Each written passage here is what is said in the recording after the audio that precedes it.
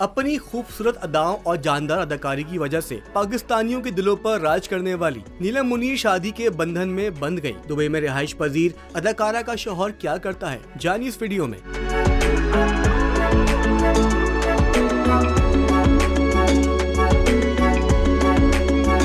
नीलम मुनीर के शौहर का नाम मोहम्मद राशिद है, जो दुबई पुलिस के CID डिपार्टमेंट में काम करते हैं। उनकी नीलम से पसंद की शादी है। शादी की तकरीब पिछले माह मुनक्किद हुई, जिसका शूट अब रिलीज किया गया है। वाज़ेह है कि दुबई अपने मुल्क में शादी करने वाली लड़कियों को शहरियत नहीं देता, इसके बजाय उनको गोल्डन वीजा दिया जाता है, जो कि दुबई में मुस्तकिल सुकूनत अख्तियार करने पर मुस्तकबिल में शहरियत में भी बदल सकता है। लेकिन अगर इन दोनों के बच्चे होंगे तो उन्हें दुबई की शहरियत ही मिलेगी।